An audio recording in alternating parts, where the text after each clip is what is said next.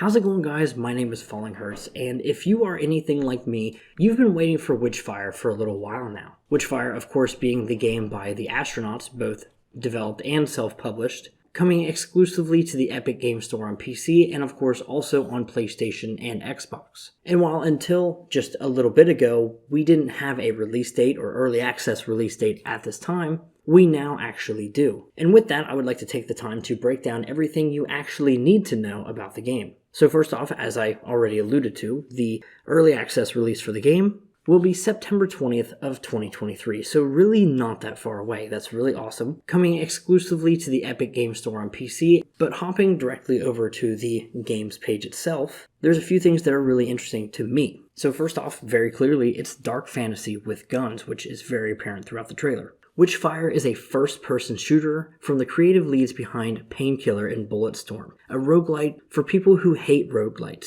The game offers a challenging but satisfying gameplay experience, and with multiple roads to victory. And it seems pretty clear that you can do that with these pretty open environments and even the selection of weapons. And if you're curious as to what your mission actually is, you're going to be armed with strange weapons and forbidden pagan magic to hunt down a powerful witch holding the key to your salvation. And with that, you are going to be at war with witches. Desperate for a chance to triumph in the deadly war against the witches, the church calls on forbidden pagan magic to turn willing sinners into immortal witch hunters called prayers. And presumably, that is who we are. Armed with powerful spells and fearsome firearms conjured by the best Vatican sorcerers, your mission is to find the infamous Witch of the Black Sea, destroy the phantom army that protects her, and retrieve the mysterious artifact that can finally turn the tide of the war. And throughout the trailer, you're going to see quite a few different types of enemies throughout the game. There's been a couple of different trailers now. What I really like is the sense of progression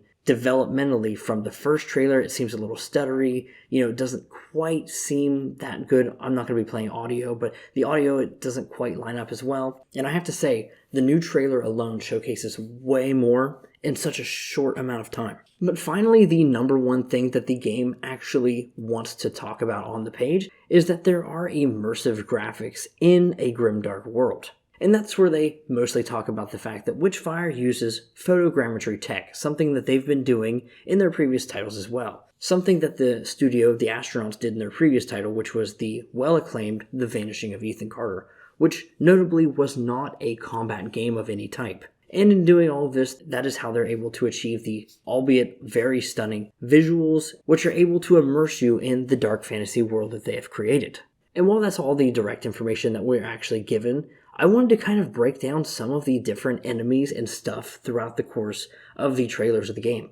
Looking at the first trailer, we get to see a lot of the movement thrown around as the player can kind of double jump, dash through the air, think Doom Eternal. We also get to see a little bit of the magic it used as they kind of freeze some of the enemies. It seems to push them back, and then they shatter them with their gun. We also see a bit of a force pushback ability. And the gun, interestingly enough, it's not a simple bolt action or something like that you would think of from medieval times. It actually seems to be pretty rapid fire. And then, of course, you've got a revolver, which seems to heat up with use, or at least with hitting their shots. Another item used, even just in this first trailer, was seemingly like a kind of stun grenade type thing, which hits a whole group of enemies. Then there's a, glorious bell up in the air that also damages enemies when it's hit. Chain lightning is another thing, and all of these are within the first trailer of the game. It's really incredible the wide variety of different ways that you can attack people in this game, and when they talk about the ways that you can complete the game however you want, I think that's exactly what they mean. At the end of the first trailer, though, there's a really heavy emphasis on boss battles, or at least a mini-boss, as there's a really large enemy that faces you.